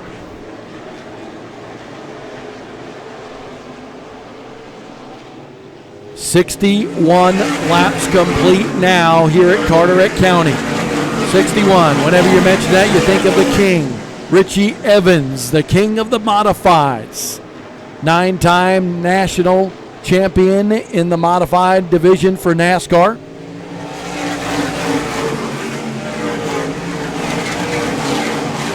Paulie Hartwig in the top 5. We're trying to look from a bird's eye view on top of Carteret County Speedway of what we should talk about, because I believe right now it's the calm before the storm. People like Danny Bone trying to go back-to-back at Carteret from last year to this year. Ryan Newman, as well as Burt Myers in the top 4. Third is Jeremy Gerstner. He did not run here last year, but has had a runner-up finish in the past, as well as a third-place run at this racetrack. Yeah, late and back farther in the field, Jonathan Cash got pushed out of the groove, and basically he's just lost 6 positions in the last 2 laps, just because everybody freight trained him. I think the battle that is beginning to brew right now is just beyond the top 4 cars for 5th. Paulie Hartwig has that spot. Luke Baldwin is the first car with that fresh right rear tire, and Baldwin starting to apply the pressure on young Hartwig. Yeah, especially with the fresher tires, he's so much faster through the turns that we might see Hartwig to kind of move out of the way just so he doesn't get wrecked, because we've seen Baldwin be very, very aggressive so far since the restart. And it's a balancing act right now for Hartwig. Do you let Baldwin by thinking you're going to come in and get a tire if we have a caution? What if we don't? Maybe not relinquish that position. Maybe hold Baldwin off, make him work that right rear a little bit more to even out the playing field. The one thing I am noticing, Bob, is how much those two are catching the front guys in front of them. Listen, look what Paulie Hartwig did with just a couple of laps to go last night. Moved from the back of the field to 6th. The kid's just good. So is Luke Baldwin. Baldwin with some NASCAR Truck Series starts this year. Running in the NASCAR Wheel and Modified Tour, the Smart Modified Tour powered by Pace-O-Matic, and even some tri-track events up north as well. Yeah, this is it's now a 6-car battle at this point. Well, I don't know about that. Danny Bone's got about a 5-car length lead over Newman, so he's kind of out of the battle. It's from 2nd on back to about 6th. Jeremy Gerstner's got a little twitch in that car now. You can tell he's starting to lose that rubber. He's probably among the top 5 guys. And look at Baldwin. Baldwin gets by Hartwig. So Hartwig did do what you were talking about, Will, kind of just Baldwin got the run. Just let him go, and I'll try to follow him maybe as he goes through the rest of the field. Yep, and you mentioned the 15 car. He's been loose in the middle and then tight off. That car is just so ill handling, but he's still running in 3rd place. So it might fit his driving style a little to have that ill handling car. And I think it's a little bit of his driving style. He's charging to the corner, Jeremy Gerstner in that 15, harder than anybody. And honestly, that car appears a little bit tight getting in, and then it does what you were talking about. So a little bit has to do with the driving style of Jeremy Gerstner. Very aggressive by nature, but so much fun to watch. Yeah, now you have Luke Baldwin all over the back end of Burt Myers here. He's going high to try to get the diamond, the corner a little bit here. And it looks like he gets the run and gets under Burt, and then by 3 already clears him. Baldwin now up to 4th. Burt Myers back to 5th. Paulie Hartwig in 6th. 1 by 1, Luke Baldwin, the best of the bunch that pitted.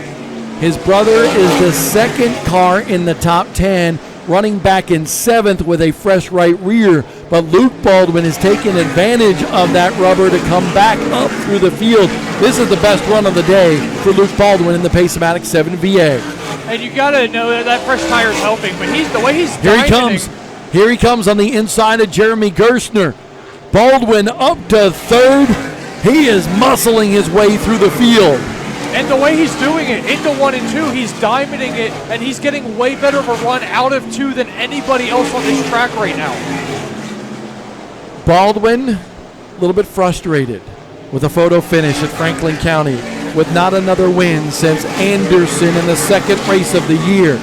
The kid has got an unbelievable future ahead of him, but he's focused solely on each and every race that he runs, and this one he's running for Sadler Stanley Racing. Hermie Sadler was at the racetrack last night. Bill Stanley watching, I'm sure, back in the Commonwealth of Virginia. We appreciate the efforts of both of those gentlemen to actually bring teams to the Smart Modified Tour. Bill Stanley, if I know him right now, is probably up on the edge of his seat rooting on his driver, Luke Baldwin, as he approaches Ryan Newman for 2nd. Yeah, the question is here, Bob, is will Luke have enough time to catch Bone? Because Bone is on fire right now, just pulling away from everybody. I think Bone, this is a strategy move as well for him, because Baldwin's going to have to get by Newman and then burn up his stuff a little bit. Could he lose that advantage on that right rear before he gets to Bone? I'm not certain, but think about it.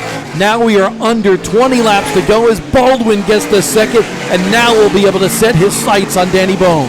20 laps is a lot of time that Luke has left. We're less than 20, right? Yeah. Less than 20. So Danny Bone calculated. Think about this gap now. When will he catch him? And as we say that, it all goes out the window as the yellow flag comes out here at Carteret County Speedway.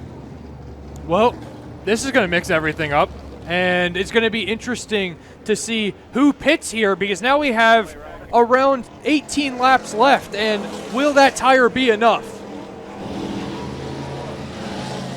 And it looks like Jeremy Gerstner with trouble. I believe that's down in turn number 3. Turn number 3.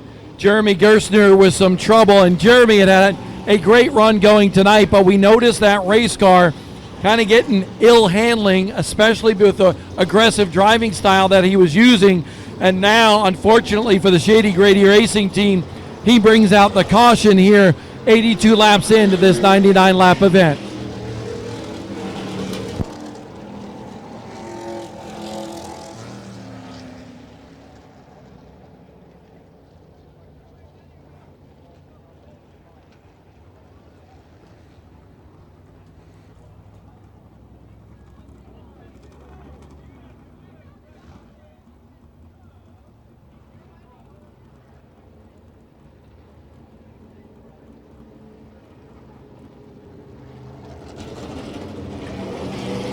Jeremy Gerstner's team looking at that race car and the front end of that machine.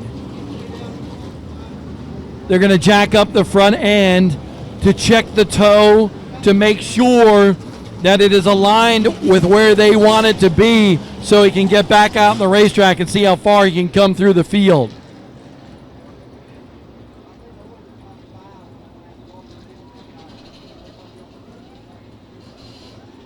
Maybe a little bit of left front suspension damage.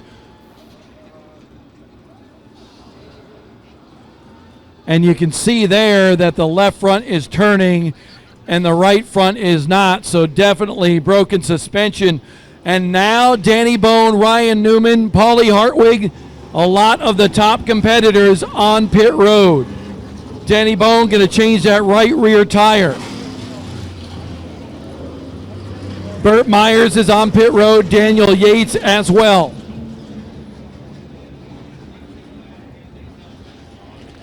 Ryan Newman is ahead of the number 2 machine, or excuse me, the number 25 machine. Here is Ryan Newman on pit road, changing that right rear tire, checking the stagger on the left rear, making sure, knowing what they have for stagger on the right rear, making some air pressure adjustments on that left rear to get the desired stagger to get these cars to turn around the corner. A lot of work on pit road. This is the Shitty Coolers team. Slate Myers on pit road. In front of Slate Myers is Burt Myers, and you can see them tending to that right rear tire change as well. Remember, these guys don't go a lap down. This is a controlled caution. So among the cars that come down pit road, you cannot lose your position amongst those cars. You will line up behind the cars that remained on the racetrack. Daniel Yates is at a good run as well.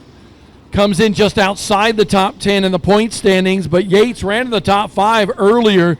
Desperately needed this right rear tire to try to salvage a good run here today. Behind Daniel Yates is the 25 car of Danny Bone, who has dominated this race. And think about his performance at Caraway Speedway. He led every single lap of that race. He has led every single lap of this race until this juncture. And now the lead will be assumed by the number 7 car of Luke Baldwin.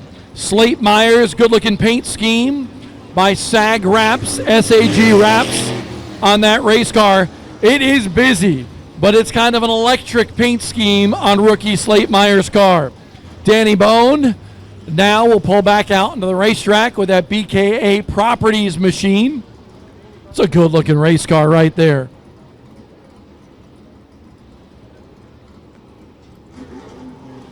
Daniel Yates, one of the final cars to pull off of pit road.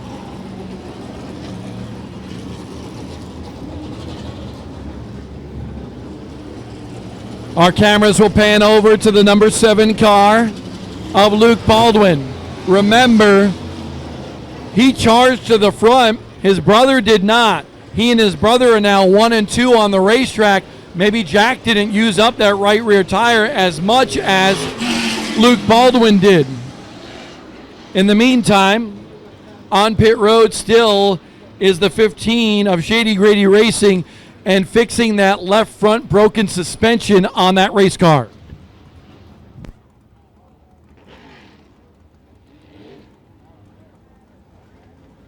It's been a very unfortunate season so far for that 15 car, and it just kind of continues now. They've had the speed every single weekend, and they just cannot find a way to complete it. This is going to be interesting. 17 laps to go in this one, and all bets are off.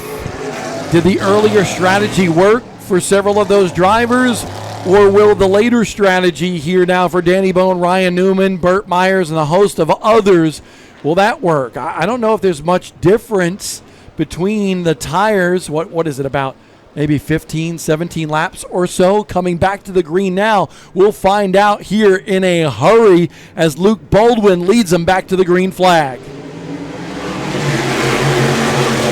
Joey Coulter alongside in the Gray Ghost 02. Jack Baldwin wrapping the back bumper of his brother Luke Baldwin. Luke to the lead. Jack trying to get to second, side by side with Coulter. Yeah, and it was interesting that Jack chose the inside lane, and he is charging on the outside of Coulter right now. Joey Coulter going to give up this spot going down the backstretch, trying to block the next car in line. Joey Coulter got there. Karsten D. John Tommaso didn't like it. They made contact. Wow. Karsten was having a run. Joey Coulter closed the door quickly, and D. John Tommaso in that 33 collided with the 0-2.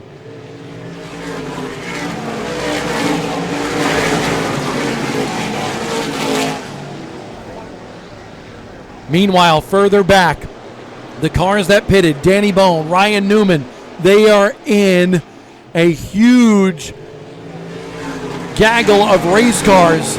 And Newman gets the spot on Danny Bone, who gets blocked behind, I believe, hard to tell from this vantage point. Oh, trouble on the backstretch.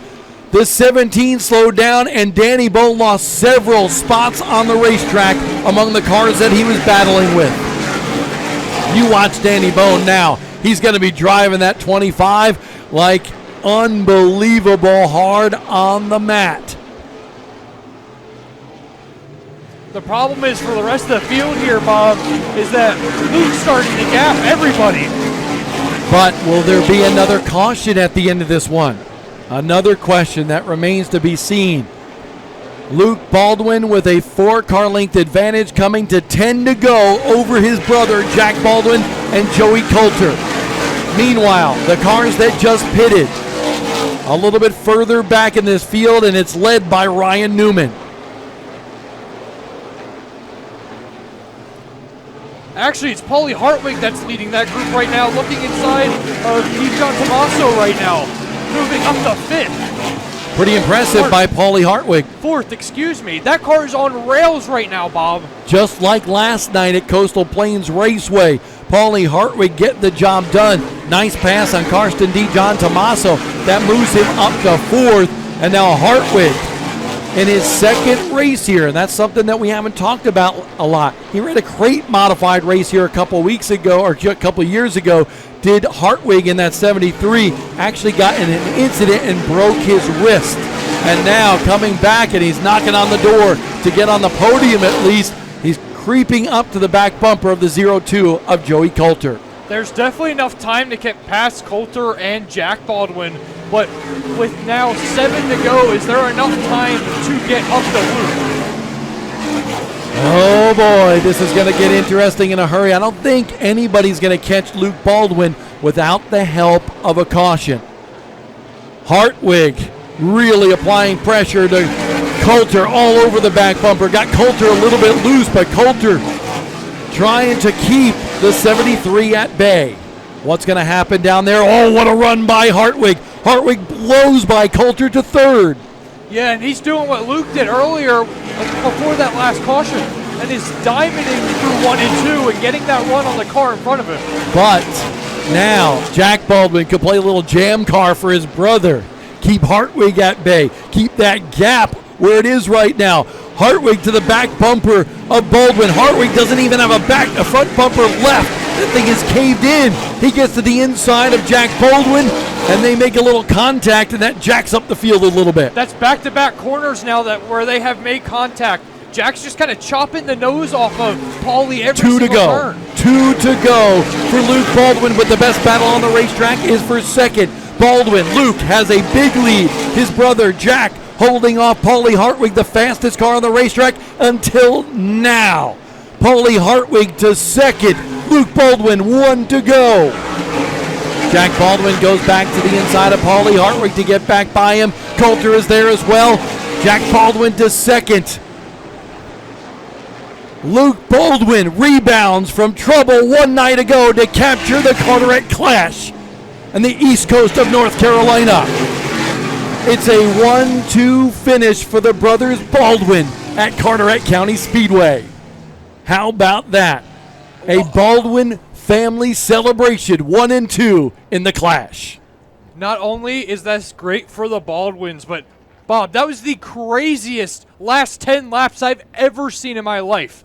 And Paulie Hartwig did a great job just driving his way all the way through the field to finish third, not quite getting up enough time. You would have thought if he would have had enough time, he would have got there. And there's Gerstner right now throwing stuff at Hartwig, but is walking away, so nothing too escalating. And Joey Coulter was able to secure that 4th spot, but Danny Bone was able to claw his way all the way back up to 5th place. If only these guys had some more laps, this race would have got way more interesting. But Luke Baldwin is able to come through on the right strategy and win this race, as he's doing his salute to the fans right now. Luke Baldwin will pull into Pace-O-Matic victory lane at Carteret County Speedway.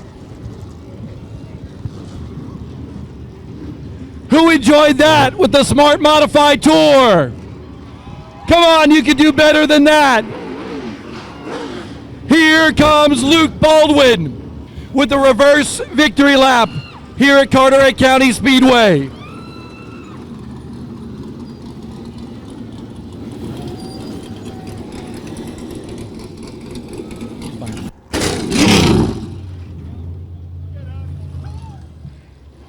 A 1-2 finish for the Baldwin boys at Carteret.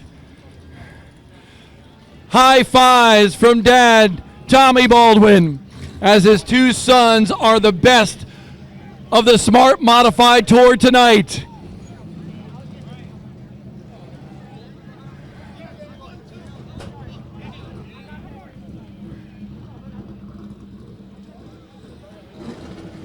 Paulie Hartwig and Jack Baldwin talking down here outside of Victory Lane.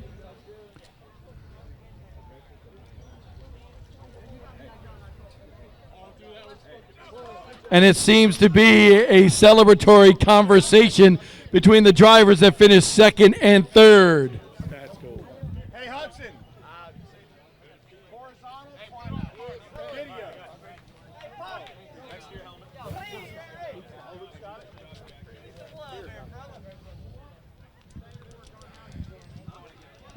Hey, there you go. Back-to-back wins for Sadler Stanley Racing. Folks, he's back! Luke Baldwin in victory lane at Carteret County Speedway. And a 1-2 finish for the brothers Baldwin in the clash. How about that? Luke Baldwin, I've seen it on your face, wanting to get back to victory lane. You did it in a big way here tonight. What does this victory mean? It means a lot, especially after that rough night we had last night. And, man, it just feels good to come back firing off.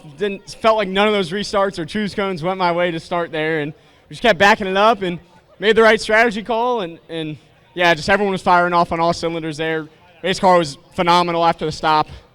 Yeah, just shout out to PSR Products, Neil Cantor, Sadler Stanley Racing, everybody that lays a hand in building this race car. It was on a rail today. Shoot, man, we should have been up front the whole time, but we just kept getting backed up. But yeah, no, it's cool. Jack finished 2nd, awesome career best for him, and 1-2 for the Baldwin brothers. And yeah, just Pace-O-Matic and everybody on board the Stanley Law Group, Mohawk Northeast, and man, PSR Products, everyone that helps. Smart Modified Tour, fans for coming out, appreciate y'all. Flow Racing, thank you for putting on these great broadcasts. Feels good to be back.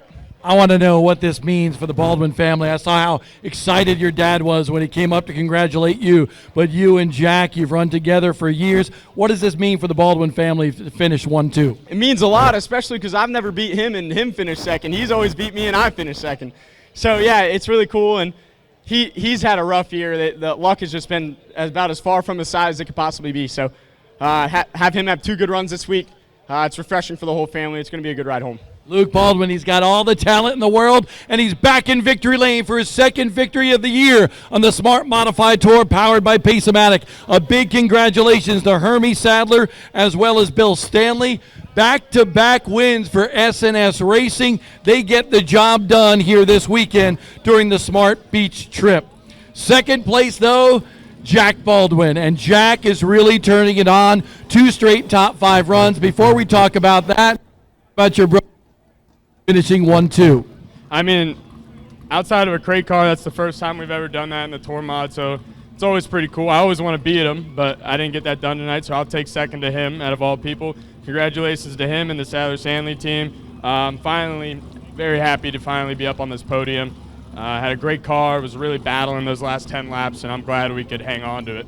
Luke said it's the first time where you finish back-to-back 1-2, and he's actually beaten you because you've done it all the time in the crate series. Yeah, I got the best of him in the crate car, but I haven't figured out these tour cars like he has. It's so damn impressive what he does, so I'm just chasing him, trying to get to his level, and hopefully we'll be battling for wins closer than that was for every race. 4 straight top 10 finishes, 2 of them in the top 5. What's the difference at this point of the season, Jack? Well, my dad, as well as the Sadler Stanley guys, made a great strategy call to come in early, knowing that everyone that pitted that late was going to be a little bit too tight. I mean, we were very tight, but that's how we succeeded tonight, was that strategy call. Jack Baldwin, best career finish in the Smart Modified Tour powered by Pace-O-Matic, and trust me, he's knocking on the door to get into Pace-O-Matic victory lane before too long. Third place, heck of a run for the 14-year-old Paulie Hartwig, continues to shine 2 nights in a row, charging hard to the end of this race. Paulie, I bet you if you could spend $1 million, you'd want about an extra 10 laps right now. Yeah, if we had to yellow there, the race was over. So just our front bumper got full. I definitely didn't mean to get into Coulter. That was misjudged, and I kept getting pushed from behind. You know, everybody's just so bumper tight here. After we took our tire, we were lights out. Just got to thank everybody. We were lights out. So just wanted to clean top 3 here and a good points night. You know, we gained a lot of points going into the next race. So the car was really good, and yeah.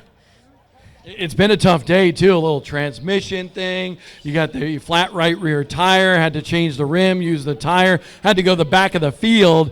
I don't think you could have had a more of a roller coaster night. So to prevail and persevere through all that, what does that mean about what you're doing here this year? Well, this year is just consistency and going to the points. You know, when we went to the rear, I was really bummed, but I thought the race was over just from that starting in the back. But lap, even before 30, we were already up to 10th, and I know we have a shot. You know, I just got to thank everybody that ran me clean. You know, I got to thank all my sponsors, a lot of them. I got to thank ERS, Morgantini, Majoy's, Surfside Collision, LBI Pest Control, Morgantini Race Engines for the good motors, Velociter for good suits, hit them up, Iron Revolution, Jersey Shore Contractor, Professional Therapy. I got to thank Bobby and everybody that came out. You know, Lil Wayne, he's been working with us for a little bit. Maddie, I got to thank for God getting me here. You know, without him, we wouldn't be here. You know, I got to thank Austin, my pop. You know, he's been struggling for the December. He had lung taken out, so I got to thank him a lot. You know, he busted the butt all day long, and I got to thank my mom, Aiden Trivia for coming out, and everybody that came. I think you thanked everybody in the world that supports him. He could thank more, he said. Do you have anybody else to thank? LaJoy Seats for the good suits, O'Neill Designs for the wrap, and everybody that helps us. See, he found somebody else to thank. But, folks, put your hands together for Paulie Hartwig, turning in a great performance tonight here at Carteret County Speedway. But tonight, it is about the Baldwin family. I've grown up with the Baldwin family for a really long time. The Tiger, Tom Baldwin, the granddad of Jack and also Luke. He is proud right now looking down above this racetrack, Carteret County Speedway, with Luke grabbing his 2nd win of the year and Jack his best finish of his career with the Smart Modifieds. Folks, we love Carteret County Speedway, and we thank you for coming out here and seeing the Smart Modified Tour. We look forward to coming back next year with a Smart Beach trip to here at Carteret County Speedway. So on behalf of Chris Williams and everybody with Pace-O-Matic and the Smart Modified Tour, I'm Bob Dillner saying thanks for watching. We got more racing coming up here tonight at Carteret County Speedway.